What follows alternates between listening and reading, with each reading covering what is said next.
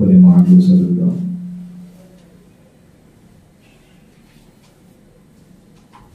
బల్లారాధన, ప్రభు బల్లాలో పొందేటప్పుడు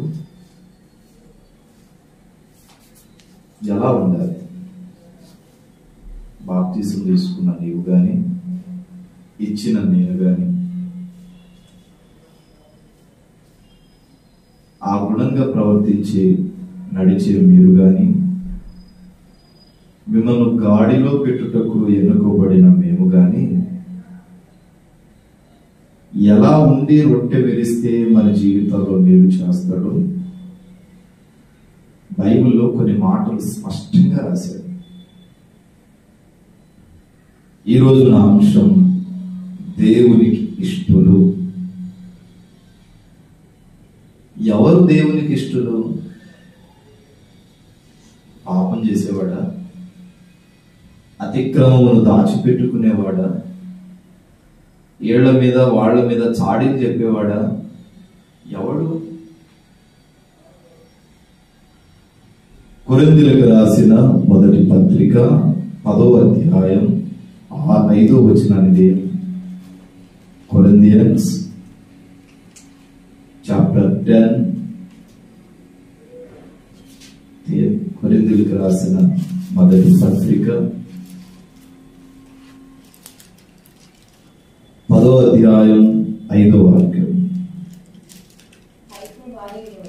అయితే వారిలో ఎక్కువ మంది ఉండలేకపోయిరి. ఎక్కువ మంది దేవునికి ఇష్టలుగా ఉండలేకపోతున్నారు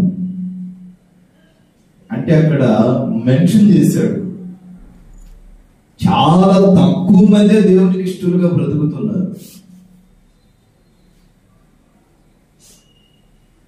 దిగజారిన స్థితిలోకి వస్తాం, ప్రభువా నన్ను విడిపించు, కాపాడమని ఆయన హస్తాల కొరకు ఎదురు చూస్తాం.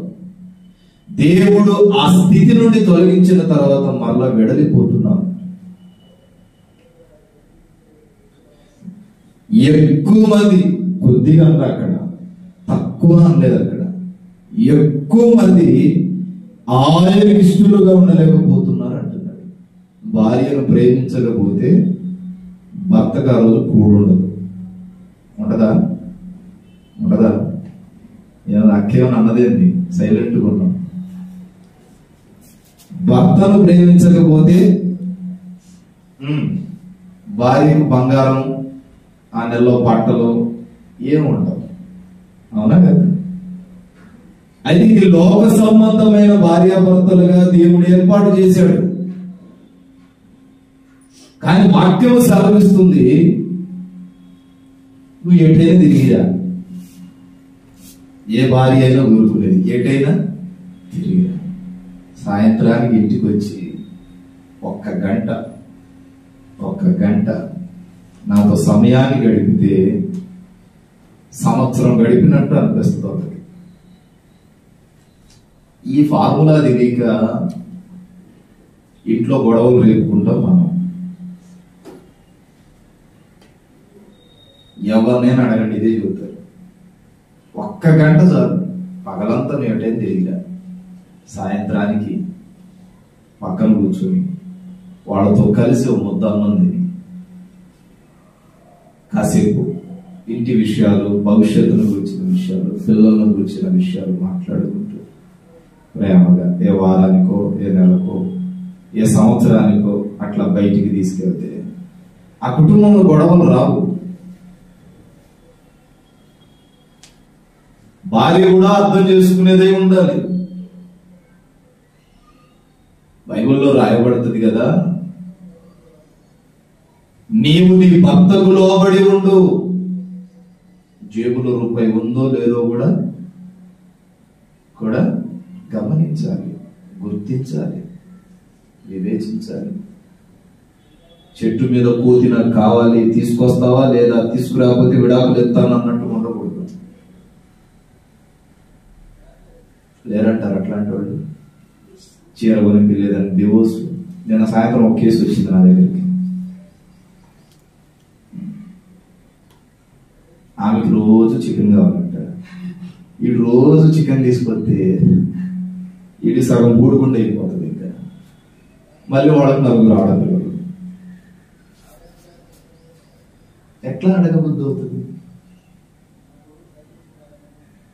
ఒక్కసారి తండ్రి ఇల్లు విడిచిపెట్టి వచ్చిన తర్వాత కష్టమైన నష్టమైన కాలంతోనైనా తిని భర్తతో నడవాలి. ఇది జీవిత సత్యం. అవునా? లేని తీసుకొచ్చి నాకు పెట్టమంటే ఒకరోజు పెడతాడు, ఇష్టంగా అడిగింది. 2 రోజులు పెట్టాడు. రోజు పెట్టమంటే పెడతాడా? తెలుగు అర్థమవుతుందా? రోజు పెడతాడా? ఎందుకు ఈ మాటలు అంటున్నానంటే బాధ అనిపించింది.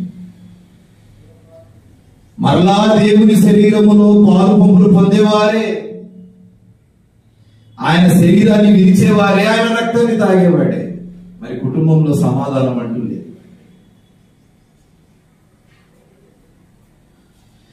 ఇక్కడ అంటాడు, ఎక్కువ మంది దేవునికి ఇష్టలుగా లేకు,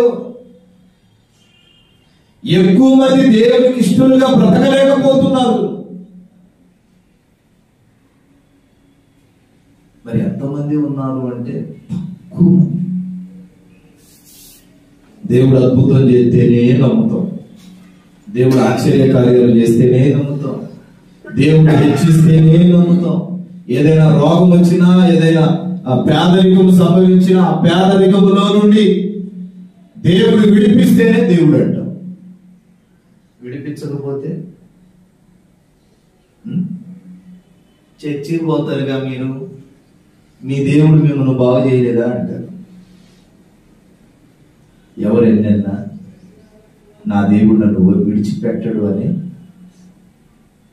నమ్మకం. పేదరికి పోతారుగా, ఈ పేదరికంలో నుండి మీ కష్టార్జితాన్ని దేవుడు దీవించట్లేదా అని ఎగతాళి చేస్తారు. అప్పుడు నీకు ఆలోచన వచ్చి, నిజమే కదా, ఏంది రోజు ప్రార్థనకు పోతున్నా, ఎందుకు నాకే ఇట్లా కలుగుతుంది? నీకు కలగకపోతే శోధన నీతిమంతుడికి వస్తుందా, లేకపోతే తిరుగుబోతుడికి వస్తుందా? ఇంట్లో బాధ్యతలన్నీ ఏ అలవాటు లేనోడి మీద పడుతుందా, తాగుబోతుడి మీద పడుతుందా? తాగినోడికి ప్రాబ్లం వస్తుంది. తాగినోడికి ప్రాబ్లం వస్తుంది. దేనికి? తాగితే పాడైపోతుంది. వాడికి పెళ్ళం పిల్లలు బాధ్యత అనేది తెలిస్తే వాడికి ప్రాబ్లం అవుతుంది. ఏ బాధ్యత తెలియనోడికి బాధలు ఏమైనా ఉంటాయా? ఉంటాయా? నా కొడుకు ఎందుకు అట్లాగా అయిపోతున్నాడు, నా భార్య ఎందుకు అట్లాగా అయిపోతుంది అని ఆలోచన లేని వాడికి కుటుంబం పట్టదు. మీరు గమనించండి, నా పిల్లలు ఎందుకు అట్లాగా అయిపోతున్నారని కుటుంబం మీద బాధ్యత కలిగిన వాడికి పేదరికం వస్తుంది. మీరు చూడండి, అన్నం తినడానికి 10 రూపాయలు దొరకదు, కానీ తాగేవాడికి టయానికి 10 రూపాయలు దొరుకుతుంది. అవునా కదా? దేనికి? మంచిని ప్రేమించినంతగా చెడును ప్రేమించినంతగా మంచిని ప్రేమించలేకపోతున్నాం. మేలు చేసినంతగా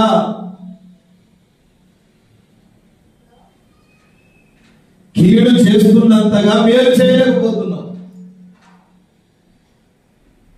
కీడు తొందరగా చేస్తాం, వీడు పాడైపోవాలన్నా అంటారు. మా దగ్గర కూడా కొంతమంది వచ్చి ఏ ప్రార్థన కోరుకుంటారంటే, అన్నా ఇదిగో ఆమె రోజు ఉద్యోగానికి పోతుంది, నేను నెలకి 20 రోజులే పోతున్నా, ఆమె నెలకి 10 రోజులే పోయేటట్టు ప్రార్థన చేయి, నాకంటే ఎక్కువ ఆమె సంపాదించకూడదు అనే కుట్రదారులు కూడా ఉంటారు. నిజం, మా దగ్గరకు వచ్చే కేసుల్లో చాలా మంది ఈర్ష్యతో కూడా ప్రార్థన చేయించుకునే వాళ్ళు ఉంటారు. వాళ్ళ ముందు ఏం అనలేక లోపల తిట్టుకుంటాం. మేము ఈ బుద్ధి ఎందుకు? మంచి హృదయం ఉంటే దేవుడు విస్తారంగా ఇస్తాడు. కానీ మంచి మనస్సాక్షి నీ దగ్గర ఉంటే పెట్టు, లేకపోతే ఏదైనా సహాయం నీకు తోచి. వాడి కుటుంబ నాశనాన్ని కోరుకుంటున్నావు అంటే నీ కుటుంబ నాశనాన్ని, ఆ ఈర్ష్యను బట్టి దేవుడు నిన్ను పాడు చేయడా? ఆమె 10 రోజులే పోవాలని ప్రార్థన అడిగిందిగా, ఇప్పుడు ఏమే 10 రోజులే పోతుంది.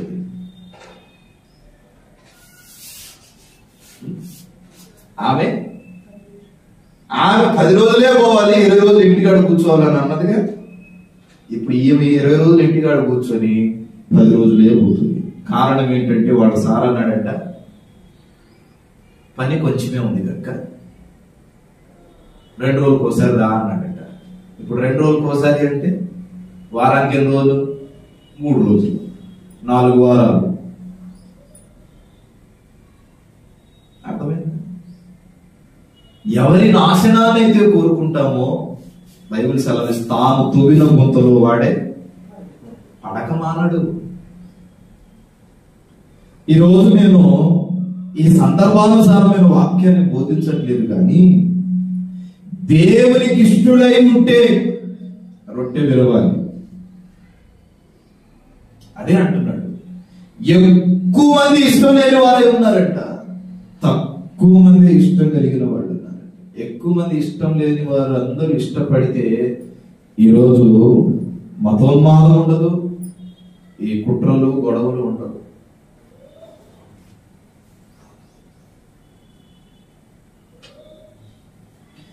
ఎక్కువ మంది ఇష్టం లేని వారి వలె ఉన్నారు కనుక దేవునికి ఇష్టలైన వారి సంఖ్య కూడా తగ్గిపోతుంది. ఒక చర్చికి 100 మంది వచ్చారనుకో, 100 మందిలో 10 మంది నమ్మకస్తులు, 90 మంది ఆలోచన వేరుగానే ఉంటుంది. లేరంటారా? దేవుడే చెప్పాడుగా, ఒక చోట 3 నిలబడితే వాళ్ళలో ఒకటిదే మంచి ఆలోచన ఉంటుంది, మిగిలిన 2 చెడ్డ ఆలోచన ఉంటుంది.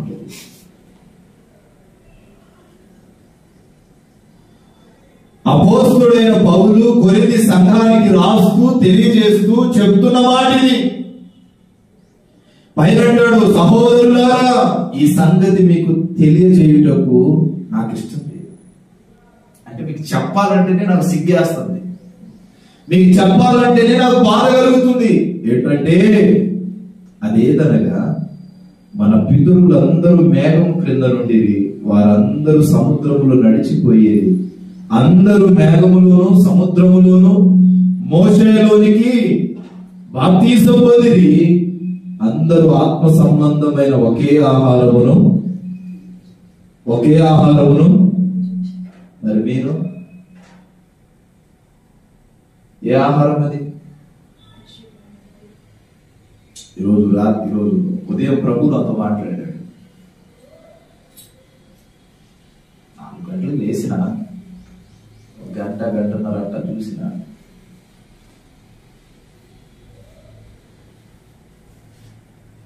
ప్రార్థన చేసి మళ్ళీ దేవుడు కరెక్ట్ గా దర్శనాన్ని తొన్న టైంలో ఏమొచ్చి లేదు. అందరూ ఒకే రకమైన ఆహారాన్ని భుజించాలి. ఇంట్లో అందరూ ఒకేసారి కూర్చొని తింటే ఉన్న సంతృప్తి అంత ఇంతగా. కొడుకు వచ్చినప్పుడు ఒకసారి, తండ్రి వచ్చినప్పుడు ఒకసారి,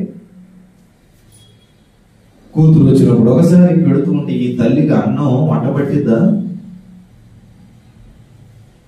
పద్ధతి ఉంటుందా? కొడుకు దారి కొడుకుది, కూతురు దారి కూతురుది, కూతురు దారి కూతురుది, తండ్రి దారి తండ్రిది, తల్లి దారి తల్లిది. అర్థమవుతుందా? ఇంట్లో ప్రవర్తించినట్టు ఇక్కడ కూడా ప్రవర్తించాలనుకుంటున్నారు.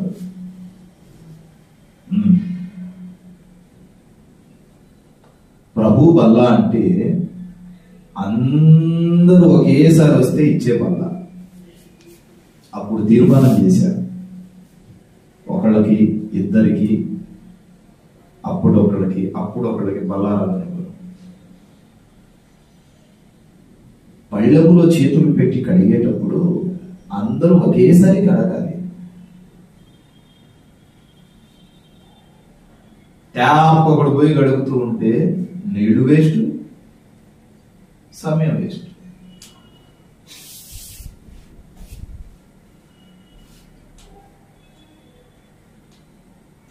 ఎవరో అననుకూలమైన పరిస్థితుల్లో ఉండి అనారోగ్యం చెంది మేము రాలేము అన్నవారికి దేవుడు ఇంటింట విరవమన్నాడు. కానీ అన్నీ బాగుండి అంతా మంచిగా ఉండి అప్పుడొకళ్ళకి ఇవ్వమన్నాడా? ఇక్కడ ఏమన్నాడు?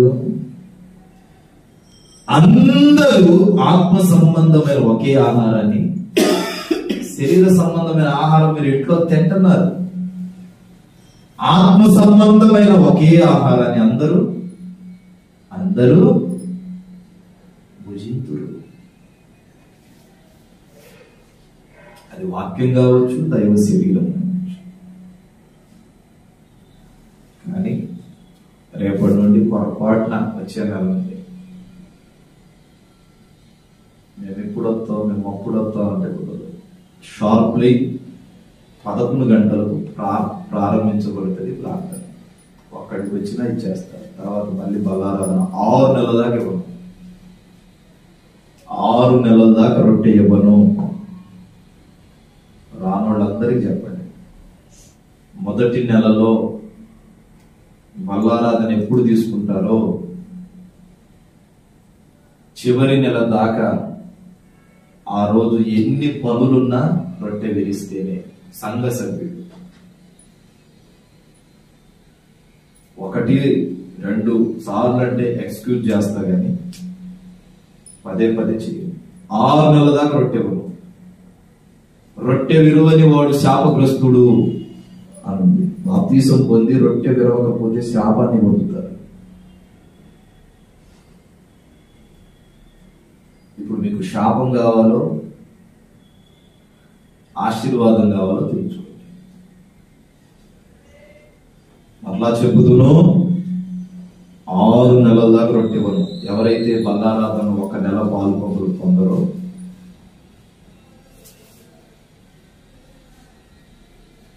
ఒక్కసారి ఎక్స్క్యూజ్ చేస్తా గానీ పదే అంటే 6 నెలల దాకా రొట్టె.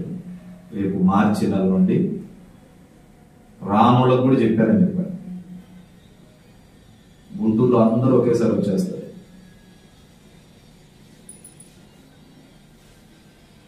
ఏమన్నాడు ఇక్కడ పౌలు? ఆత్మ సంబంధమైన ఒకే ఆహారం భుజించారు.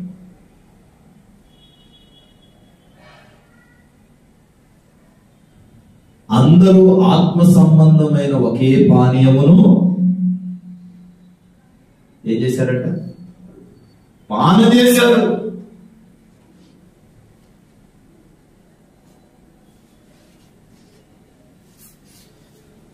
ఏలయనగా తమ్మును వెంబడించిన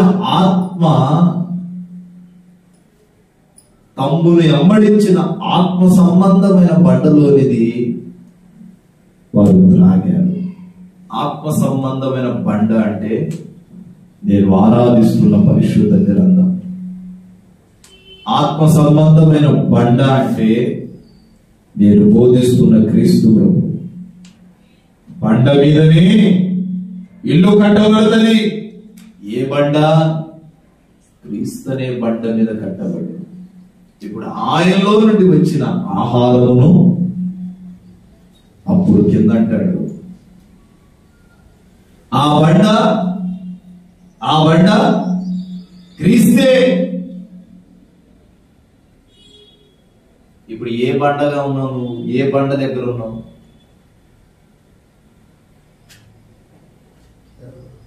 కింద నుంచి పైకి ఎక్కడానికి చోట్లు పెట్టినా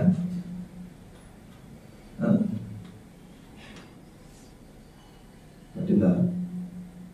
ఎన్నే అయ్యారా? యేసు ప్రభు కొండెక్కి ప్రసంగాలు చేశాడే. శిష్యులు కొండలు ఎక్కారే, ఆ రోజుల్లో అందరూ కొండ మీద ప్రసంగం విన్నారే, వాళ్ళకి అలసట రాలేదా? మనం తినే ఫుడ్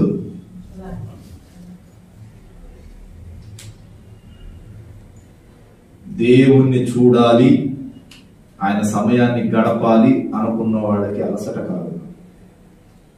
అమ్మో కీళ్ళు నొప్పులు వచ్చింది, కాళ్ళు నొప్పులు వచ్చింది అనుకుంటే అలసట కలుగుతుంది. ఒక మాట అన్నా, రెండు కాళ్ళు అన్ని అవయవాలు సక్రమంగా ఉండే మనం అలసట అంటే, ఆమెకు ఒక కాలు లేదు, ఎక్కి రావట్లే పైకి, 4 సార్లు తిరిగింది కిందకి పైకి. ఇప్పుడు ఆమె కంటే మనం బలహీనమా, అంగవైకల్యం కలిగిన వాళ్ళమా, ఆమె అంగవైకల్యం కలిగిందా? ప్రశ్నించుకోండి ఒకసారి. ఒక్క రోజుకి మూడు చోట్ల 4 అంతస్తులు 4 సార్లు తిరిగింది. ఇప్పుడు ఎవరు కాళ్ళు లేనోళ్ళు?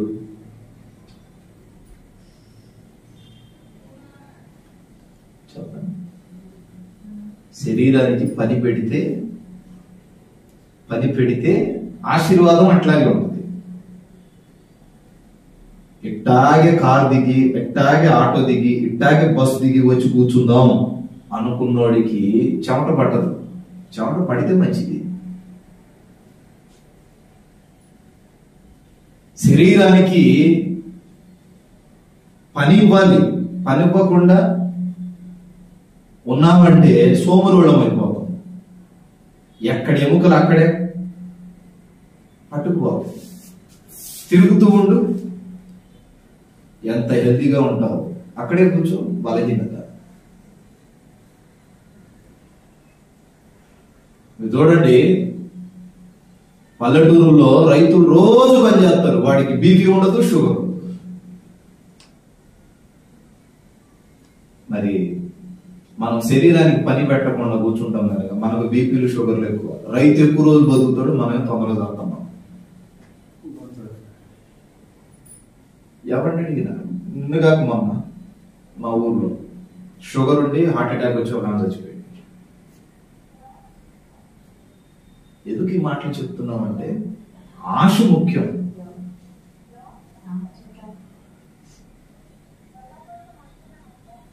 ఆశ అనేది చాలా ముఖ్యం.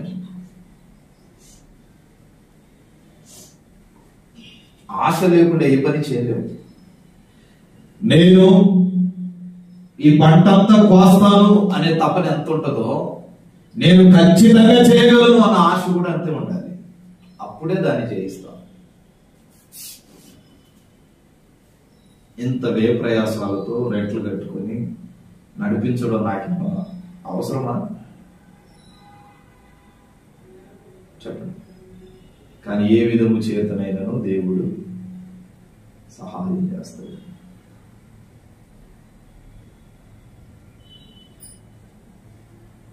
ఒక ఇంటికి 4 చుట్టాలు వస్తేనే ఎంత ఖర్చు అవుతుంది?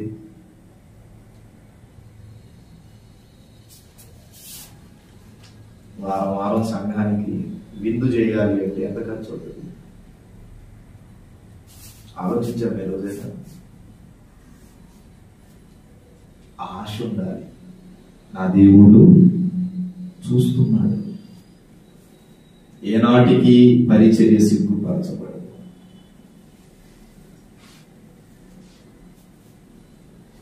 నేను ఇది శ్రమ అనుకుని ఉంటే ఇక్కడ దాకా వచ్చేవాడిని కదా. 10 సంవత్సరాలు నా సేవా జీవితం అంటే ఇంత వయసు నుండి సేవ చేస్తున్నా.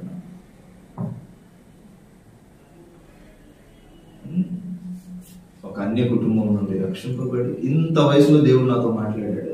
రా బయలుదేరికి లే.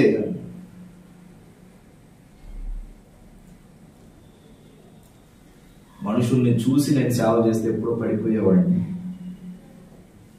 దేవుడు రోజు నాతో మాట్లాడుతూ ఉంటే ఈ పరిచర్య కొనసాగుతుంది. వచ్చింది అని జేబులో పెట్టుకునే రకం కాదు. నిన్న ఎవరెవరు వచ్చారో వాళ్ళకి చీరలు పంచారా, గిఫ్ట్లు ఇచ్చారా? ₹1 కనబడింది అంటే ఆ రూపాయిని పరిచర్యకులకు ఏదో విధంగా ఖర్చు పెట్టాలి. మీ రక్తపు పుట్టది. నేను దాచిపెట్టుకుంటే శాపగ్రస్తుంది.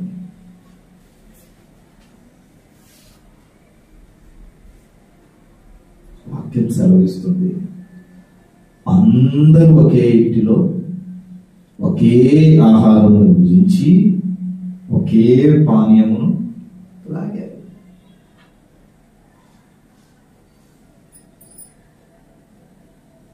అప్పుడు కిందంటాడు, ఏలయనగా తమ్మును వెంబడించిన ఆత్మ సంబంధములోనిదే త్రాగారు వాడు. కిందంటాడు చూడండి, వారు ఆశించినది పైన, అయితే వారిలో ఎక్కువ మంది తాగారు, తిన్నారు, కానీ ఎక్కువ మంది దేవునికి ఇష్టలుగా. ఈ లోకములో చాలా మంది బల్లలు విరుస్తున్నారు, కానీ చాలా మంది పరలోకానికి పోరు. తిన్నారు, త్రాగారు, కానీ ఎక్కువ మంది ఆయనకి ఇష్టలుగా. నీవు దేవునికి ఇష్టడుగా బ్రతికితే అది నీకు నీతిగా ఎంచబడదు.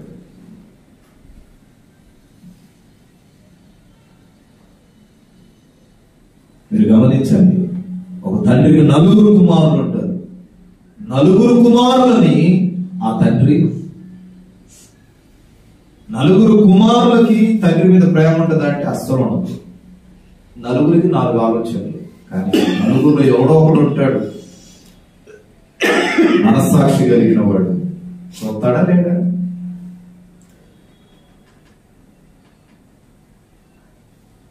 మళ్ళీ అందరూ ఆ తండ్రి తీసుకొచ్చిన దానిలోనే భుజించేవాళ్ళు. కానీ తండ్రి కంటూ ఇష్టమైన వాడు ఉంటాడు. మరి పరలోకపు తండ్రికి ఇష్టమైన వాడు ఎవరు? ప్రశ్నించుకో, దేవా నీకు ఇష్టడుగా నేను ఉన్నానా? నీకు ఇష్టమైన వ్యక్తిగా నేను ఉన్నానా? నీకు ఇష్టపడేటట్టు నేను ఉన్నానా? నీ శరీరాన్ని పూజిస్తున్నాను, ఏదో ఇస్తున్నానని తినేస్తున్నాను. నీకు ఇష్టమైన వ్యక్తిగా ఉంటే నాకు ఈ కొరత కలుగుతుందా? నాకు ఈ పేదరికం వస్తుందా? నాకు ఈ సమస్యలు వస్తాయా? నీకు ఇష్టంగా నేను నడవలేకపోతున్నానేమో, నన్ను సరిచేయమని అడిగితే ఈరోజు దేవుడు నీ ఇంత తలుపు తెలవబోతున్నాడు. వాక్యం స్పష్టంగా చెప్తుంది, మన వాక్యాన్ని పాటించకపోతే ఎట్లా? దేవునికి ఇష్టలైన వారి ఎడల ఆయన అన్ని కార్యాలు చేస్తాడు. ఈరోజు ఎవరి ఇష్టాన్ని కోరుకుంటున్నాము? యవన కాలం అయితే ఒక అమ్మాయికి పోయి, ఆ అబ్బాయి నువ్వంటే ఇష్టం అంటే ఈమె మెలక తిరిగిపోతుంది. ఇంతమందిలో ఏముండదు. 25 ఏళ్ళు పెంచిన ప్రేమ కనబడదు. వాడెవడో వచ్చి తెడ్డీ వేరో ఇంకో వేరో ఇస్తే కన్న పేగు కన్న ప్రేమ కనబడదు. మళ్ళీ అదొక ఇష్టం.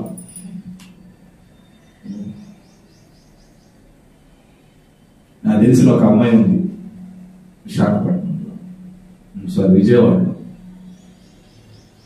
ఆ అమ్మాయి ఒకరోజు నేను అక్కడ వాక్యం చెప్పి వస్తూ ఉంటే ఆ అమ్మాయి చెప్పిన మాటలకి నేను కంగు తిన్నా.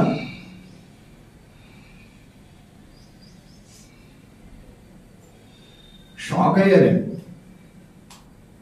ఒకడు వచ్చి వాడికంటే ముందు 2 3 పరిగెత్తారంట, నన్ను ప్రేమించు, నన్ను ప్రేమించు, నన్ను ప్రేమించు, నన్ను ప్రేమించు. అందరికి ఒకటే సమాధానం. చివరికి ఒకడు వచ్చాడు, నువ్వు ప్రేమించకపోతే నేను చచ్చిపోతాను. అస్సలు భయపడ్డాయి అమ్మాయి. నన్ను నువ్వు ఇష్టపడాలంటే నేనేం చేయాలి అని అడిగాడు చివరిగా. వాడికి రోజులు దగ్గర పడ్డాయని ఈమెకు అర్థమైంది. అప్పుడు అంటది, ఒరే బాబు, నేను ఆల్రెడీ ప్రేమలో ఉన్నా. ఎక్కడ? నాకు ఆల్రెడీ ప్రేమికుడు ఉన్నాడు. లే, వాడిని వదిలిపెట్టి నన్ను ప్రేమించు, లేకపోతే వాడిని చంపేస్తాను. నీకు చెప్పేది అర్థం కావట్లేదా? నేను ఆల్రెడీ ప్రేమలో ఉన్నా, నేను ఒక వ్యక్తిని ప్రేమిస్తున్నా, ఇష్టపడుతున్నా, నన్ను వదిలేయి, నీ టైం వేస్ట్ చేసుకోమాకంటే ఏడు నెలల తిరిగి తిరిగి తిరిగి తిరిగి తిరిగి 2 నెలలు 3 నెలలు గడిచిపోయింది. ఇక కేసు కొలిక్కి రావాలిగా, ముగింపుకు రావాలిగా. ఇక ఫైనల్ గా వచ్చి, నేను నిన్ను ప్రేమిస్తున్నా, నువ్వు నన్ను ఇష్టపడాలంటే ఏం చేయాలి? వాడిని ప్రేమించేవాడిని వదిలిపెట్టి నన్ను ప్రేమించాలన్నాడు. వాళ్ళలో ఉన్నదేంటి, నాలో లేదేంటి? అప్పుడు ఆమె స్టార్ట్ చేసింది, ఇంకా సరే నేను నిన్ను ఇష్టపడాలంటే ఒక సిలువ కొయ్య తీసుకురా, కొరడా ఒకటి తీసుకురా, ముళ్ళ కిరీటం ఒకటి తీసుకురా, 4 మేకులు తీసుకురా, సుత్త ఒకటి తీసుకురా, అంగి మీదే ఉండు, చెప్పినట్టే చెయ్యి అన్నది. వీళ్ళన్నీ తీసుకొచ్చారు. వాడికి ఒక అంగి కట్టించింది, కట్టుకొచ్చాడు. ఆ కొయ్యను పరిచేసి దీని మీద పడుకో అన్నది. దీని మీద ఎట్లా పడుకుంటావు అన్నాడు. నన్ను ప్రేమించేవాడు ఇవన్నీ చేశాడు కనుకనే యాక్సెప్ట్ చేశా. మరి నేను ఎంత అందగత్తెనో తెలియాలిగా నీకు అన్నది. పడుకో అన్నది. పడుకున్నాడు. అటు ఇటు చేయి చాప అన్నాడు. చాపాడు. చాపమని కానీ అన్నా ఆ మేము తీసుకుని, ఆ సుత్తి తీసుకుని ఈ చేతిలో ఒకటి ఆ చేతిలో ఒకటి కొట్టమన్నాడు. కొట్టమంది. వాడికి పిక్చర్ అప్పుడు అర్థమైంది. కాళ్ళు కూడా మేకు కొడుతుంది. కొరడా తీసుకొని కొట్టు అన్నది. ఏం చేయబోతున్నావు అంటే, నన్ను ప్రేమించేవాడు నా కొరకు ప్రాణం పెట్టాడు. ఇప్పుడు నువ్వు నన్ను ప్రేమిస్తే చచ్చి మళ్ళా బతికొస్తే ప్రేమిస్తా. ఎవరిని ప్రేమించావంటే నేను ఆరాధిస్తున్న యేసయ్యను అని.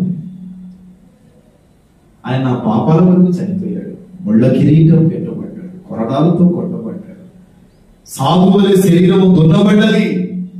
ఇప్పుడు నేను నిన్ను ప్రేమించాలంటే ఆయన నా కొరకు చేసినవన్నీ నువ్వు చేస్తే ఆయన వదిలేసి నిన్నే ప్రేమిస్తా. వాడు అన్నాడు, నువ్వు వద్దు, నువ్వు వద్దు, నీ ప్రేమ వద్దు. పోయినోడు ఇప్పటిదాకా కనబడ్డా అమ్మాయికి.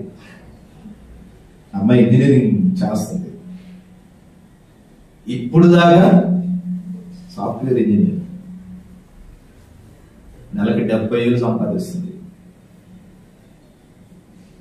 ఆమె సమర్పణను బట్టి చదువు ముగిసిన 2వ నెలకి ఆమెకు ఉద్యోగం వచ్చింది.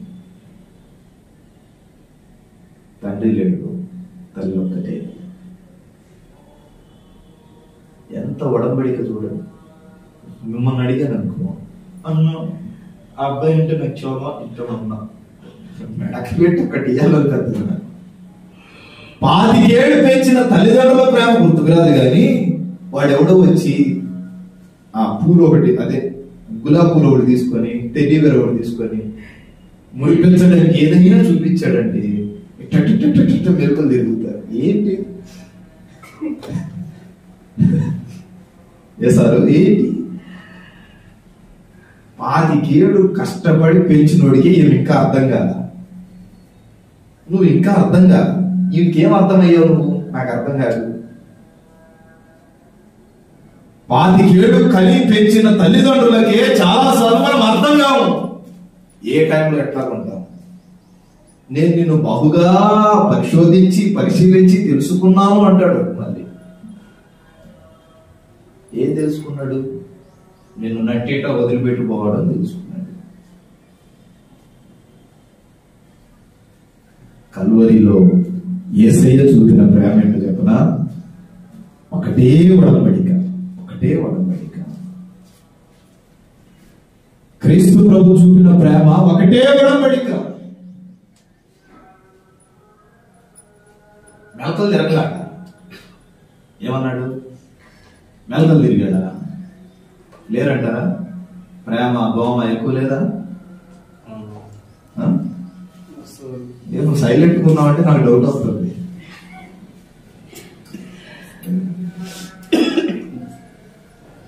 చూడండి, గమనించండి. అక్కడ 10 ఏళ్ళు పెంచిన తల్లిదండ్రులు గుండెల మీద తన్నేసి ఎవడో మధ్యలోకి వచ్చి ప్రేమిస్తున్నానని చెప్తే ఇల్లు వదిలి పెంచిన పెంపకానికి చెడ్డ పేరు తీసుకొచ్చి పారిపోయేవాడు లేరా? వాడిని నమ్మిపోయిన తర్వాత వాడు ఒక నెల 2 నెలలు ఆ మాయ మాటల్లో జీవితాన్ని పాడు చేసుకుని పతనానికి వచ్చేసి ఆ తర్వాత ఎవరు నమ్మి రమ్మన్నాడు నేను నన్ను? నువ్వు అంటావు నీవు ఇలాంటి వాడి నేను తెలియక వచ్చానంటే నువ్వు ఎలాంటిదో నాకు బాగా తెలుసు. నేను పిలిచిన వెంటనే వచ్చేసావు కనుక. అట్లా ఎంతమందితో పోయావు ఈ నిందలన్నీ? లేరంటారా? లోబడుతుంది నీకు, తల్లిదండ్రుల గుండెల మీద తంతుంది. ఆ అమ్మాయి చెప్పిన వెంటనే కంగు తిన్నా నేను.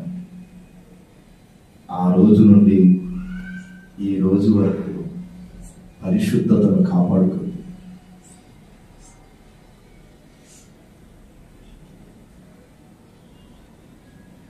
పరిశుద్ధతను కాపాడు. అందరూ భోజనం చేస్తున్నారు, అందరూ పానీయం తాగుతున్నారు, కానీ దేవునికి ఇష్టలైన వారు, దేవుడిని ఇష్టపడేటట్టున్నావా? దేవుడిని నువ్వు ప్రేమిస్తున్నాడా? నువ్వు దేవుడిని ప్రేమిస్తున్నావా? నీ ప్రేమలో నిజాయితీ ఉందా? ఆలోచించు. ఏదో సంవత్సరానికి నెల ఏదో రొట్టె విరుస్తున్నాను అనుకుంటున్నావు. ఇక్కడ పౌలు అంటాడు, ఇదిగో ఆ దినాలలో వారు సముద్రములో బాప్తిస్మం పొందారు, సముద్రమును గుండా ప్రయాణం చేశారు, మోషేలోనికి వచ్చారు, మోషేలోనికి వచ్చి బాప్తిస్మం పొందారు. అందరూ ఆత్మ సంబంధమైన ఒకే ఆహారాన్ని తిన్నారు, ఒకే ఆహారం, ఒకే రొట్టె, ఒకే పానీయమును తాగారు, ఒకే ఆత్మ సంబంధమైన బండలోనిది తాగి ఆ బండైన క్రీస్తు మీద ఆధారపడ్డారంట. మరి నీ పరిస్థితి? దేవునికి దగ్గరగా వెళ్ళే వారి జీవితాల్లో దేవుడు నెట్టివేయడు. నువ్వు ఒక యజమాని దగ్గర పనిచేస్తున్నప్పుడు నమ్మకంగా ఉన్నావు. ఆ యజమాని రిటైర్మెంట్ అయిన తర్వాత నీ నమ్మకాన్ని బట్టి నీకు ఒక దారి చూపించకుండా ఉంటాడా? చూపిస్తాడు. ఎందుకు అంటే నువ్వు అతన్ని నమ్మావు కనుక. మీరు కూడా చూడండి, తల్లిదండ్రులు పోతూ మీకు దారి చూపించకుండా పోతారా? చూపిస్తారు. పోతూ ఆస్తిలో పోతూ ఏదో ఒక దారి చూపించే పోతారు. ఉద్యోగము ఏదో ఒకటి. ఉట్టి చేతులతో వచ్చి ఉట్టి చేతులతో పోరు.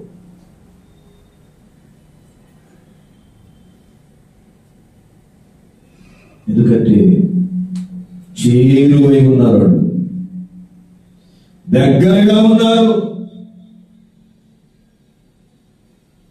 మరి నీ పరిస్థితి ఎంత దగ్గరగా ఉన్నావు? నువ్వు దేవునికి దగ్గరగా ఉంటే నీ కుటుంబంలో కీడు కలగదు, చీకటి రాదు, పేదరికం కలగదు.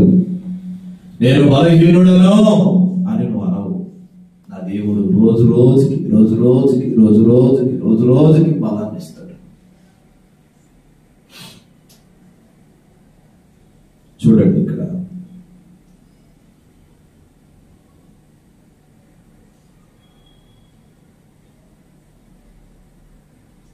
ఇశ్రాయేలీయుల గురించి కూడా ఇక్కడ రాశాడు అదే మాట.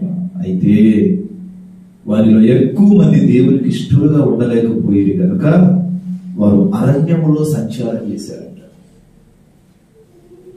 వారి జీవితం అంతా అరణ్య రోదనే,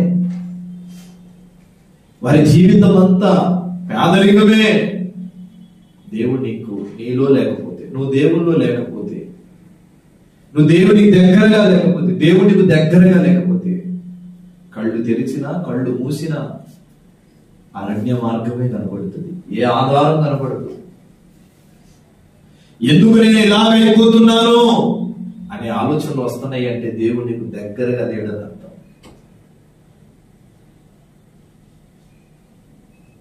ఇంకొక మాట కూడా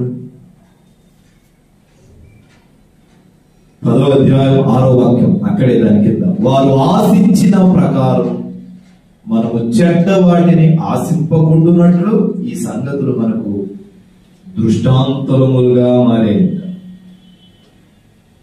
చెడ్డ వాటిని ఆశిస్తారు, చెడు స్నేహాలు ఆశిస్తాం. మంచి మార్గము, దైవ మార్గాన్ని ఎవడు కోరుకోడు. ఈ సిగరెట్ తాగితే ప్రమాదం కలుగుతుందంటే వాడు దాన్నే తాగుతాడు. ఒకసారి తాగి చూద్దాం, అది వ్యసనంగా మారుతుంది. వేశ్యల చుట్టూ తిరగమాకు అని అంటే పోతే ఏమవుతుంది? వ్యభిచారుడు అవుతాడు. అటుపోయి ఇటుపోయి హెచ్ఐవి లాంటి రోగాలు తెచ్చుకొని కుటుంబాన్ని పతనానికి నడిపిస్తుంది. నాకు తెలిసి బాగా తెలిసిన కుటుంబం. పనికని చెప్పి ఇంట్లో నమ్మించి వేశ్యల దగ్గరికి వెళ్ళి వ్యాధి తెచ్చుకొని ఒక్కగానొక్క కూతురు, ఒక్కగానొక్క కొడుకు, లోకమే ఎరుగని భార్య పోతూ ఎందుకు బలహీనుడు అవుతున్నాడని చూపించుకురా అంటే చూపించుకొచ్చేవాడు కాదు. డాక్టర్ దగ్గరికి భార్యను తీసుకొని వెళ్తే వ్యాధి కలిగింది అని తెలిసినప్పుడు ఆ పిల్లలతో సహా టెస్ట్ చేస్తే తల్లిదండ్రులకి ఇద్దరికి ఉంది కానీ పిల్లలకు లేదు.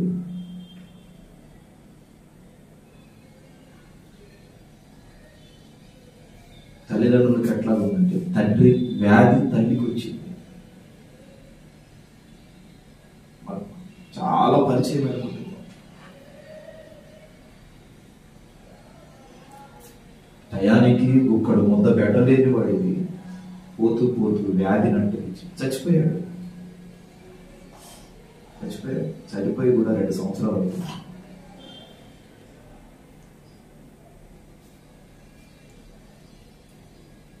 ఏదో పగలు తీసే ఉద్యోగాలు చేస్తున్నాం అనుకుంటారేమో.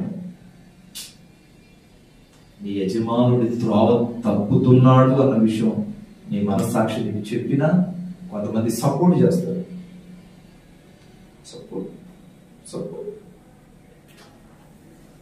ఆ సపోర్ట్ చేసే విధానాన్ని బట్టి రేపు ఇల్లే రోడ్డు మీదకి వచ్చేస్తుంది.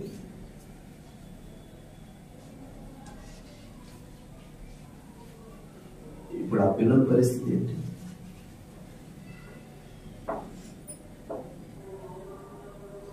బాధ్యతగా పెంచుతావని దేవుడు పిల్లల్ని ఇచ్చాడు. పిల్లల్ని పెంచడం చేతగాని కనకూడదు. వాడంతే పిల్లలు. ఇప్పుడు వాళ్ళ వయసు వాడు పడుకున్నాడు అంత ఉంటుంది.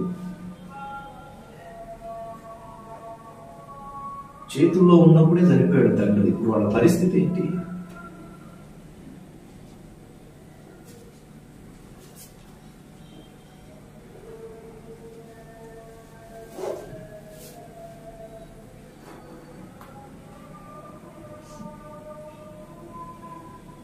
మరో చోట తల్లి తీసుకొచ్చి పిల్లలు కట్టించింది.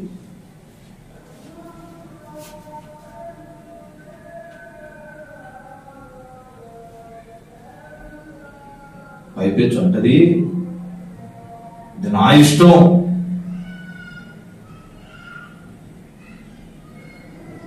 పది సంవత్సరాల కూతురు, ఇది నా ఇష్టం. నా ఆలోచనలు ఎట్లా ఉన్నాయి. ఇంకొక మాట అన్నది కానీ ఈరోజు బల్లిస్తున్నా కానీ చెప్పకూడదు. దేనికి? బిడ్డలు జీవితాంతం అసహించుకునేటట్లు ఎందుకు మారాలి?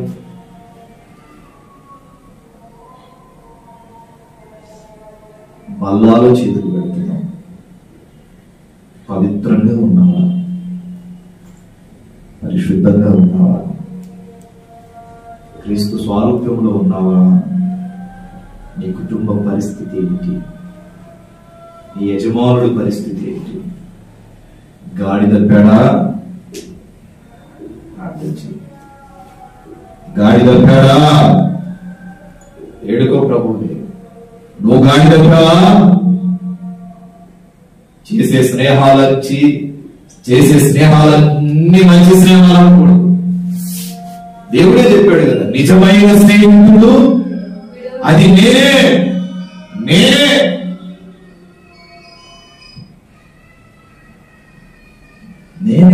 ఆ నిజమైన స్నేహితుడు నేనే అంటాడు. నేను నిన్ను చచ్చేదా ఇక్కడ అన్నాడు కదా. చాలా మంది రొట్టె పిలుస్తారు కానీ వారందరూ పరిశుద్ధులు కాదని అన్నాడు అక్కడ. చాలా మంది ద్రాక్షారసం పుచ్చుకుంటా రక్తాన్ని తాగుతున్నారు కానీ వాళ్ళందరూ పవిత్రంగా లేరు. నీ పరిస్థితి ఏంటి? నా మాట ముగిస్తున్నా. నీ పరిస్థితి ఏంటి? పవిత్రంగా ఉన్నావు? యవనత్వాన్ని, కన్యాత్వాన్ని, దేవుడు నీకు ఇచ్చిన జీవితాన్ని కాపాడుకున్నావా? దేవుడు నీకు ఇచ్చిన కుటుంబాన్ని కాపాడుకుంటున్నావా? ఆలోచించు. ప్రభు సెలవిస్తున్నాడు, నీ యథార్థత లోపించిందేమో ప్రార్థన చేయి, నన్ను సరిచేయి. తిట్టాలన్నా కొట్టాలన్నా దేవుడికి అధికారం ఉంది. దేవుడికి అధికారం ఉంది.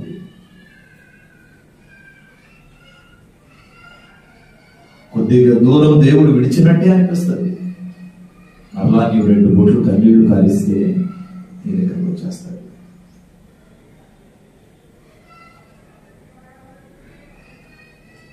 మీరు చూస్తే యేసయ్య ఈ లోకంలో సంచరిస్తున్న రోజుల్లో ఒక ఆమె వ్యభిచారం చేస్తూ పట్టబడ్డ.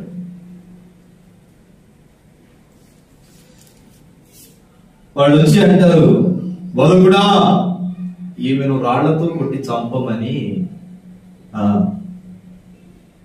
మోషే ధర్మశాస్త్రం చెప్పింది.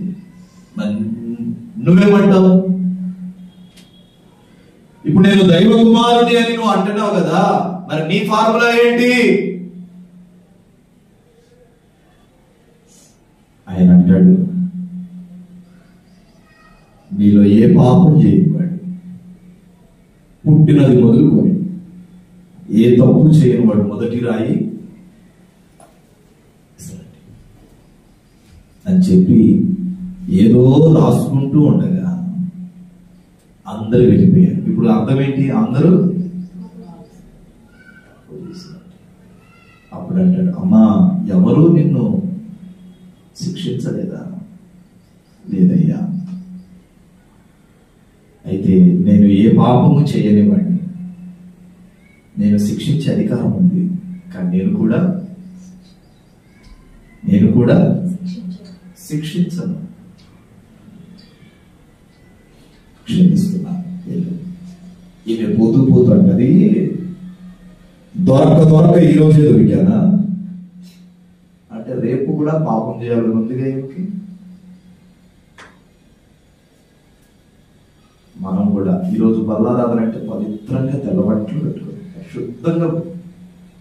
మరి రేపు ఉదయం ఏదో అయ్యే ఆ పేడ పెట్టిన నోట్లో నుండి అయ్యే బూతులు, అయ్యే అబద్ధాలు, అయ్యే ఇతరుల మీద ద్వేషాలు, అయ్యే కుట్రలు, అయ్యే చెడు వ్యసనాలు. మళ్ళీ వచ్చే నెల కల్లా పరిశుద్ధుడు ఒక్కసారి తీర్మానం చేయబడిన తర్వాత మళ్ళా దాని జోలికి వెళ్ళకూడదు.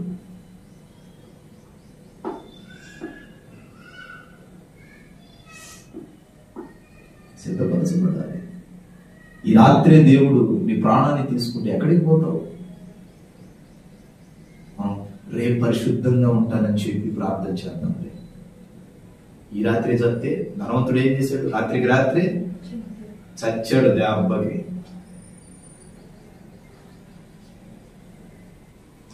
పరిశుద్ధ శరీరాన్ని జాగ్రత్తగా వెళ్ళమన్నాడు. ఒకటి, ఎక్కువ మంది దేవునికి ఇష్టలుగా ఉండలేకపోయారు.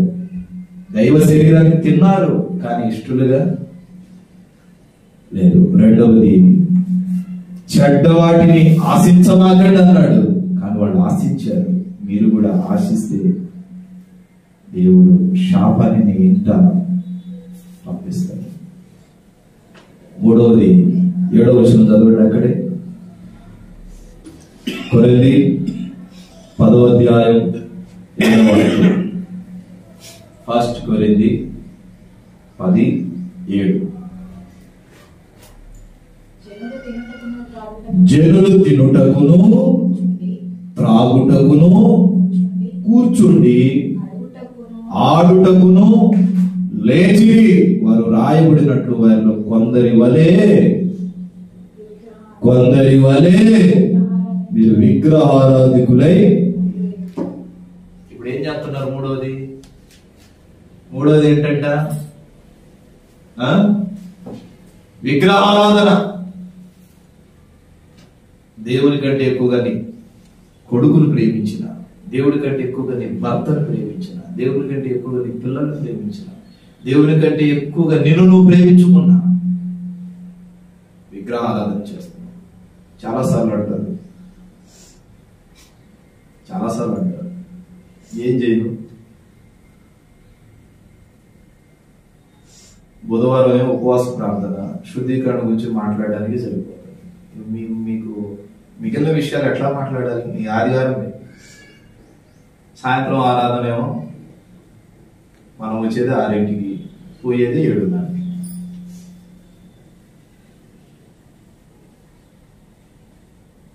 ఏం చేయదు? దేవుడు అంటాడు, నేనేంటి ఇంత నల్లగా ఉన్నాను ఏంటి? నల్లగా ఆ రీలు ఈ రీలు చూసి అన్ని ప్రయోగిస్తాము. దేవుడు పెట్టిన సృష్టికి మీరు గమనిస్తే కాసేపు మీరు వేసే మేకప్కి అదేది ఉంటది దొర ఏంటది,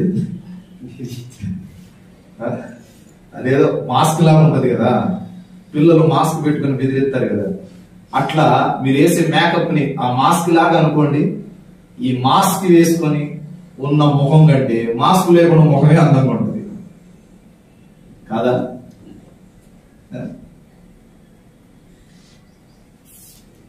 దేవుడు సృష్టించిన సృష్టి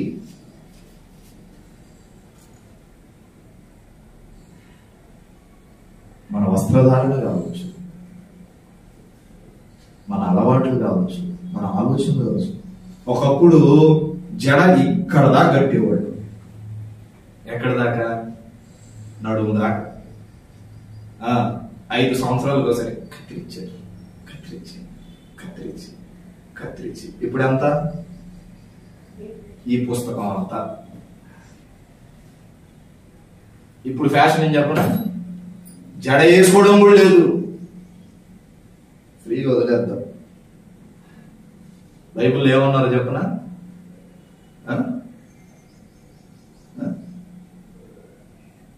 వెంట్రుకలు కత్తిరించబడితే వాళ్ళని ఆడామనరంట. ఏమంటారు? రేపు బుధవారం చెప్తారు. ఇప్పుడు ఇంకొక ఫ్యాషన్ వచ్చింది, ఇక్కడ వేస్తారు క్లిప్పు, లేకపోతే అదేదో ఎద్దులు గడతాం కదా, మెలకలు తాడేసి ఈ జుట్టుని మెలకలు ఇటో మెలక మొత్తం 10 మెలకలు ఉంటాయి. ఈ మెలకలతో వచ్చి రొట్టె విరిచేవాళ్ళు లేకపోతే మీరు కాదులే, ఉన్నారులే మనకున్న సంఘాల్లో. ఏంటి అర్థం? ఏదైనా అన్నాం అనుకో, గద్దించావు. నన్ను పాస్టర్ ఉన్నా అట్లా అన్నాడు, నేను రేపటి నుంచి ఆయన చర్చికి రాను. ఇప్పుడు తండ్రి గద్దించాడని ఏ నాకు తండ్రిగా వద్దు అని వెళ్ళిపోయారా?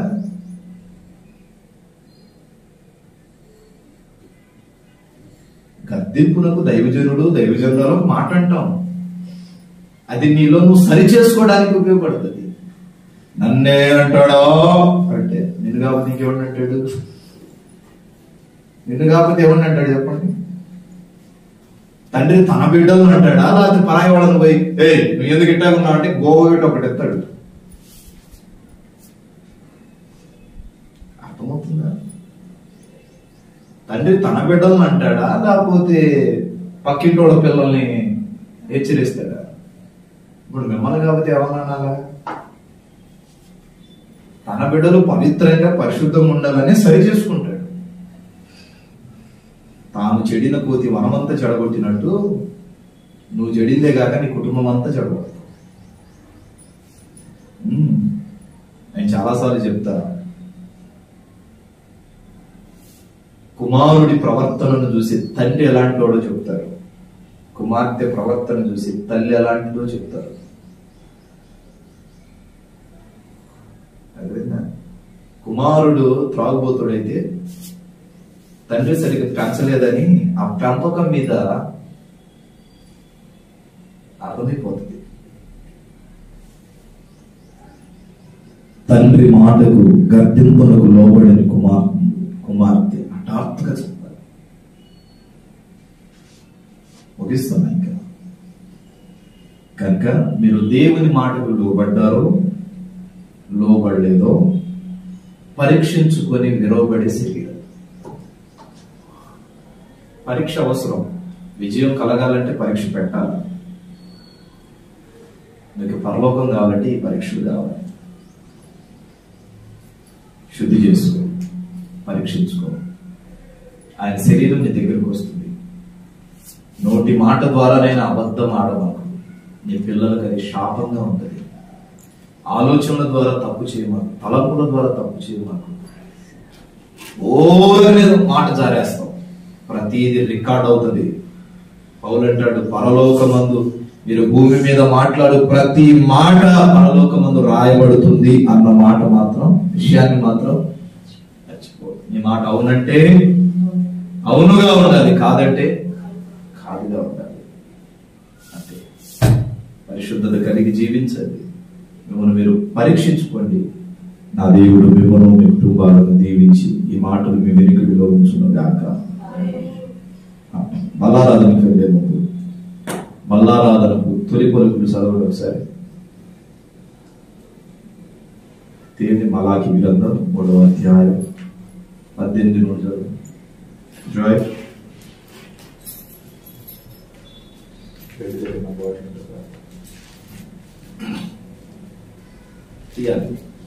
మలాకి 3:20. ప్రభు శరీరం నీ దగ్గరికి వస్తూ ఉండగా నీవు వీటిలో ఏమైనా సరి చేసుకోకుండా ఉన్నావేమో చూడు. 3:7 వచనం చదువు. మీ పితరుల నాట నుండి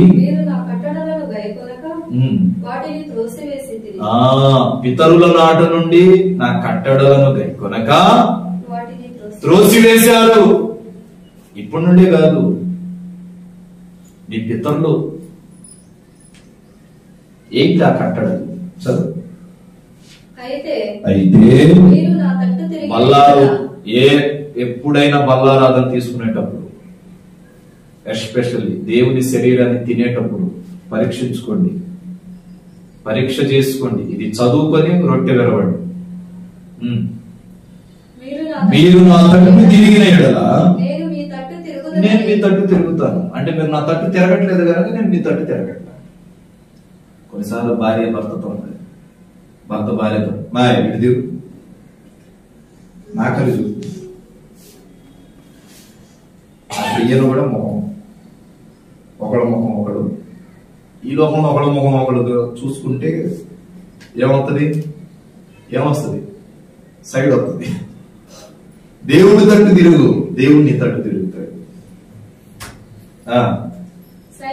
సైన్యములకు అధిపతి యెహోవా సెలవిచ్చినదేమనగా, మేము దేని విషయము దేని విషయంలో మీ తట్టు తిరుగుదామని మానవుడు దేవుని యొక్క దొంగిలునా, ఏ విషయంలో మేము తిరగట్లేదని నువ్వు అంటున్నావు? అయితే అగో, ఏ విషయంలో మేము తిరగట్లేదు? ప్రభువా, ఏ విషయంలో తిరగట్లేదు?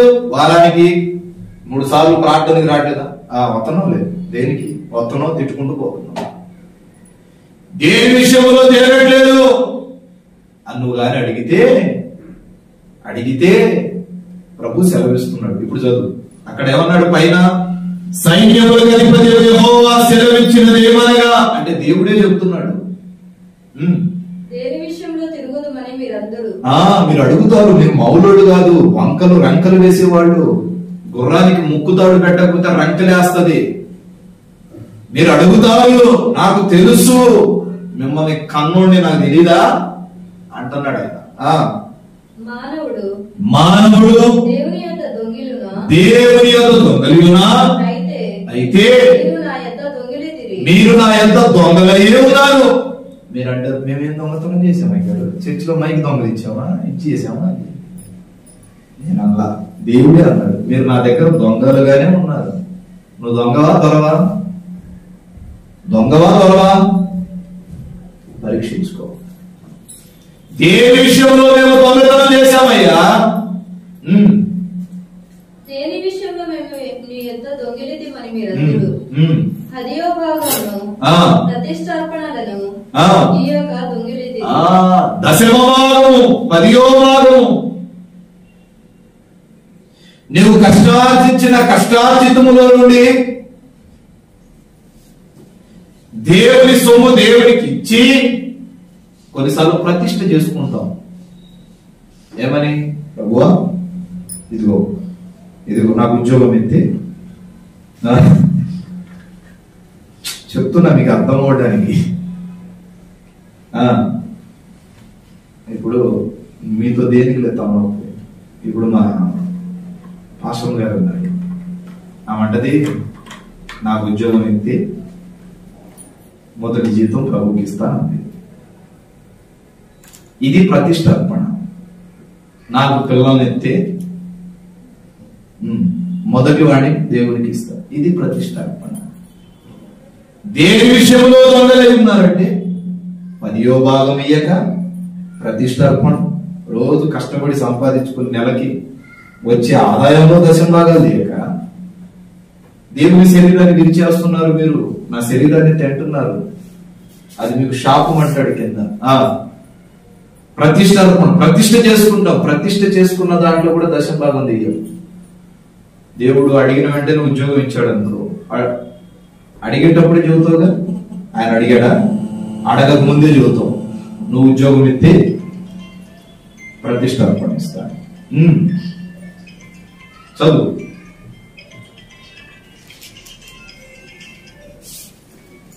ఈ జనులందరూ ఎక్కడున్నారంట? దేవుని దగ్గర దొంగలుగానే ఉన్నారు.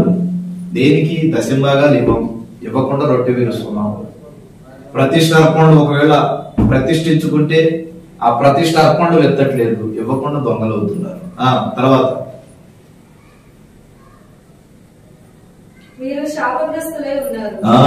చెప్పలే, ఇవ్వక శాపగ్రస్తులై ఉన్నారు. నా మందిరంలో ఆహారం ఉండునట్లు.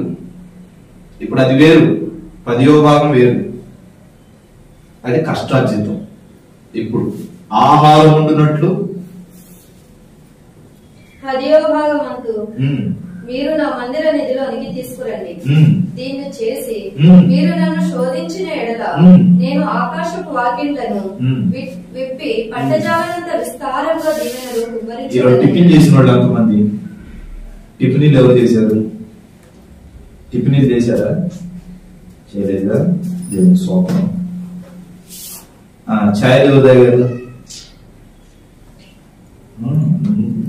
తెలుసుగా, దేవుని స్తోత్రం. రాత్రి టిఫినీలు చేసింది ఎవరు? మా ఆంధ్రాలో టిఫినీలు అంటాం. ఎందుకు? లేనిపోయిన గొడవలు. చేసిన టిఫిన్ ఉదయం క్యారేజ్ కాదు, టిఫిన్ కాదు, టిఫిన్ చేసినావా?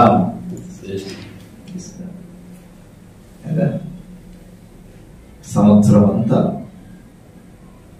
నెలంతా 3 పూట్లు అన్నం తిన్నాం. అన్నం తినేటప్పుడు దేవుని దశభాగం తీసావా? బియ్యంలో నుండి పిడికెడు బియ్యం తీయాలి.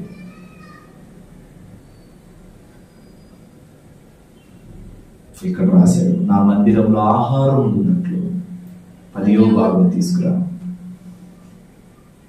నెలంతా 2 కేజీలు ఆయిల్ పడ్డాము, 200 గ్రాములు తేవాలి.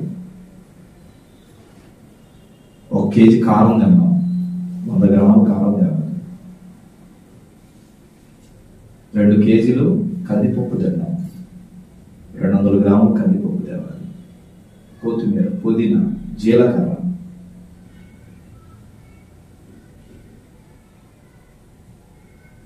ప్రతి దాంట్లో దశభాగం తేవాలి. అది ఆ రోజు మీరు శరీరానుసారంగా ఆత్మానుసారమైన బల్ల తినేటప్పుడు నా మందిరంలో ఆహారం ఉండినట్లు ఈ బల్లారాధన అయిపోయిన తర్వాత మీరు శరీరానుసారమైన భోజనం సిద్ధపరుస్తారు. ఇప్పుడు తెచ్చినది నీతో పాటు సంఘం తింటది. అంటే ఇప్పుడు నువ్వు ఒక్కదాని సంఘం అంతటికి భోజనం పెట్టావు. నీ జీవితంలో, నీ జన్మలో చేస్తావా? అది నాది అంటున్నాడు దేవుడు. ఆడ పెడతారా? ప్రార్థన అయ్యాగా చెప్పలేదా? ఇప్పుడు పెడతారు అంతే. అది 10వ ఉంటుంది. మీరు రోజు పిడికెడి బియ్యం తీయలేకపోతే 3 నెలలకు బియ్యం కట్టేయాలి. 5 లీటర్లు. లేకపోతే నువ్వు ఎంత ఆయిల్ తింటానో ఆయిల్, కారం, పసుపు ప్రతిదీ వాడుకునే సబ్బుతో మొదలుకొని జీలకర్ర మొదలుకొని పుదీనా వరకు తీయాలి. అంతా అయితే మహా అయితే 3 వేలు, 4 వేలు, 5 వేలు అవుతుంది 3 నెలలకి. హాస్పిటల్కి పోతే 50,000 పెట్టట్లే, శాపాన్ని పొందుకొని.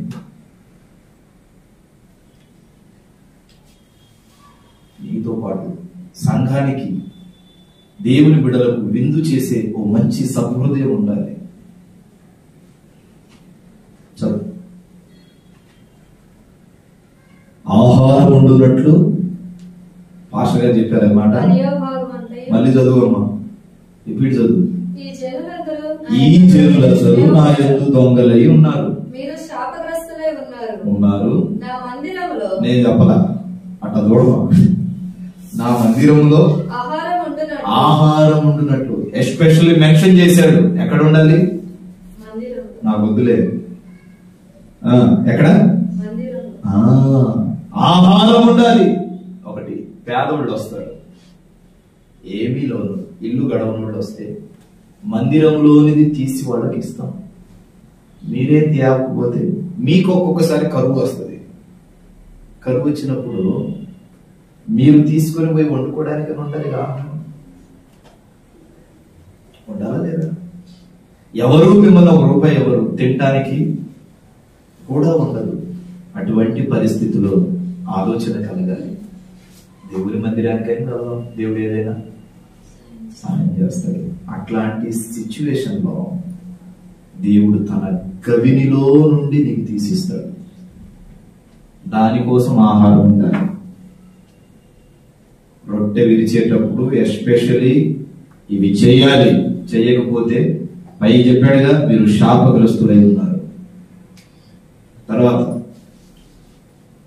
10వ భాగమంతయు మీరు నా మందిర నిధిలోనికి తీసుకొని రండి. దీన్ని చేసి మీరు నన్ను శోధించి ఇది చేసిన అడుగు, ఇవి చేసి నా జీవితంలో మీరు చేయబెట్టి అని అడిగితే అప్పుడు నేను సమాధానం చెప్తా. అవి కాకుండా నన్ను కాపాడు, నన్ను బాగు చేయి, నాకు ఉద్యోగమే, నాకు ఇది అది నువ్వు అడిగితే నేనెందుకు చేస్తా? నేను చెప్పే మాటలు విననప్పుడు, తండ్రి చెప్పే మాటలు కుమారులు విననప్పుడు పిల్లలు అడిగింది తండ్రి ఎందుకు చేస్తాడు? ఇది చేసి నన్ను శోధించు, ఇది చేసి నన్ను అడుగు, అప్పుడు నీకేం కావాలో నేను నీకు ఇస్తాది. శోధించిన ఎడల ఆకాశపు వాకిళ్లను విప్పి పట్టజాలనంత విస్తారముగా దీవెనలు కుమ్మరించదనని సైన్యములకు అధిపతియగు యెహోవా సెలవిచ్చుచున్నాడు. ఇప్పుడు ఎవరు చెప్పారయ్యా? పాదిరి చెప్పాడా? ఆశ గారికి ఇల్లు గడవక చెప్తున్నాడు అనుకోమానండి. పాష గారు చెప్పారా? సైన్యములకు అధిపతి యెహోవా. మరి చాలా మందికి ఇది పాత నిబంధనలోనే ఉంది కదన్నా, కొత్త నిబంధనలో లేదు కదా అనే పిచ్చి పిచ్చి డౌట్లన్నీ వస్తాయి. యేసు ప్రభు క్రొత్త నిబంధనలో చెప్పలేదు కన్నా అన్నవాళ్ళు ఉంటారు. బైబిల్ మనం కొద్దిగా చదువుతాం కదా, ఇది ధర్మశాస్త్రానికి సంబంధం కదా, మాకు కాదు కదా అని ఉంటారు. వాళ్ళకి చూద్దాం. మత్తయి సువార్త యేసు ప్రభు కూడా ఈ మాట అన్నాడు. యేసు ప్రభు కూడా ఈ మాట అన్నాడు. మత్తయి సువార్త 23వ అధ్యాయం 23 చదవండి. ఇది పాత నిబంధనల వాళ్ళకే కదా చెప్పింది, మాకు చెప్పలేదు కదా అనే మూర్ఖులకి యేసయ్యే చెప్పిన మాట ఈ లోకంలో సంచరించేటప్పుడు 23 అయ్యో ఎవరంట? అయ్యో వేషధారులైన శాస్త్రులారా, పరిసయ్యులారా, తీయండి. పునాది కాదమ్మ తల్లి, చదువు చదువు. వేషధారులైన శాస్త్రులారా, పరిసయ్యులారా, మీరు పుదీనాలోను, దేంట్లో పుదీనా కట్ట ఎంత ఉంటది?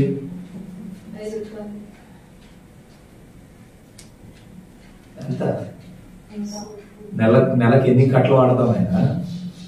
క్యాలిక్యులేట్ చేసుకో ఇప్పటి నుంచి. పుదీనాలోను, సోంపులోను, జీలకర్రలోను అంటే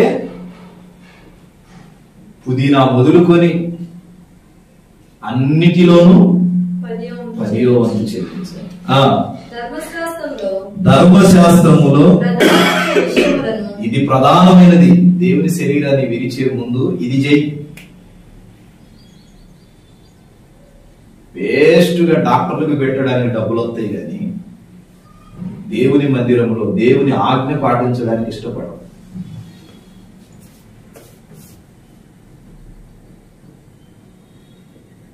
రెండు నెలల క్రితం చెప్పిన ఈ మాట. ఒక ఆమంటది, ఇవన్నీ తెచ్చేస్తే పాస్టర్ గారికి ఇంకా సరుకులు కొనే బాధే లేదన్నది. అది నా చెవును పడ్డది. ఒకరోజు ఆ వేరే వాడికి చెప్పడం నేను విన్నాను. ఇప్పుడు నేనేమని ప్రార్థన చేయాలి చెప్పండి? అందుకే మరీ మరీ చెప్తున్నా, తీసుకొచ్చి నా ఇంట్లో కాదు పెట్టేది. ఎక్కడ పెట్టారు? దేవుడి మందిరం.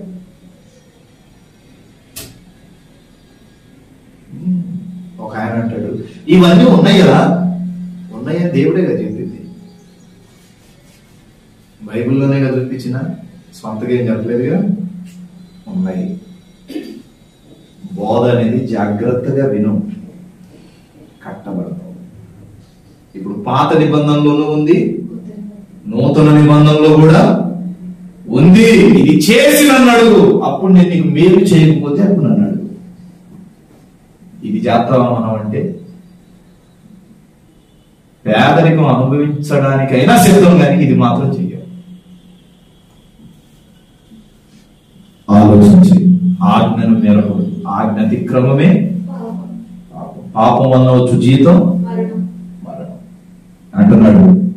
మీరు పుదీనాలోను సోపులోను అయ్యా అదేది జీలకర్ర ఆవాలు వీటిని ఏమంటారు? దాంట్లో కూడా దశంభాగం తీయమంటున్నారు. పుదీనాలోను సోపులోను జీలకర్రలోను 10వ వంతు చెల్లించి, ధర్మశాస్త్రంలో ఏదైతే చెప్పానో అది కొట్టివేయబడలేదు కానీ నెరవేర్చండి అంటున్నాడు. అనగా న్యాయమును కనికరమును విశ్వాసమును విడిచిపెట్టి తిరిగి వాటిని మానగా వాటిని మర్చిపోతున్నారు మీరు. అవి చెయ్యాలి, వాటిని మానక మీరు వీటిని చెయ్యాలి.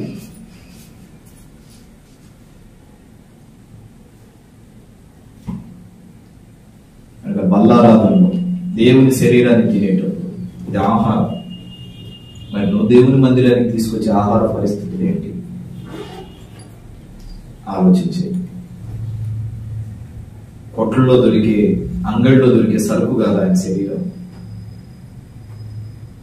ఆయన కొయ్యబడి కొరడాలతో కొట్టబడి ఈ కొరకు సాధువులే దున్నబడ్డాడు. ఇవి చేసి ప్రార్థన చేయి. నువ్వు అడిగింది దేవుడు చెయ్యకపోతే అప్పుడు చూడు, ఇచ్చేవారిగా చేశారన్నాడు దేవుడు. ఇవి చేసి రొట్టె విరు, ఇవి చేసి దేవుని సన్నిధిలో ప్రార్థన చేయి. నువ్వు అడగక మునిపే దేవుడు అక్రతలు చూస్తాడు, తీరుస్తాడు. అడగక మునిపే దేవుడు నీ అవసరాలు తెలుసుకుని వాటి నుండి దేవుడు నిన్ను విడదీస్తాడు. అదే నా మాటలు ముగిస్తున్నాను. ఈ బల్లారాధనకి సిద్ధపడు, తీర్మానం చేయి. అయ్యా నన్ను క్షమించండి, వచ్చే మాసం నుండి నేను నడుచుకుంటాను, నన్ను బాగు చేయి. ఎన్నాళ్ళు ఆశీర్వాదం ఎటుపోతుందో నాకు అర్థం కాలేదు, ఈరోజు నాకు అర్థమైంది. నన్ను పశ్చాత్తాపడితే నా దేవుడు నీ ప్రార్థన వినును గాక, ఈ మాటలు మీ వినికిడిలో ఉంచును గాక. మోకరించండి, ప్రార్థనాపూర్వకంగా మనం దేవుడి శరీరం కొరకు స్థిరపడదాం, సిద్ధపడదాం. మహాపరిశుద్ధుడు ఇది ఆశ్రయించిన తండ్రి, పాదములకు స్తోత్రాలు. విడవని శరీరం కొరకు సిద్ధపడుతూ ఉండగా దయచేయండి. నా వాక్యం వారి జీవితంలో ఫలింప చేయండి. యేసు నామమున ప్రార్థించి అడుగుచున్నాను తండ్రి, ఆమేన్. ప్రార్థనాపూర్వకంగా ఉండండి, మోకాళ్ళ మీదకి వచ్చి. బ్రదర్ బి అభిషేక్ నాయకు, నాగేశ్వరం తండా, మాచువరం మండలం, గుంటూరు డిస్టిక్. మా ఫోన్ నెంబర్ 7659018230.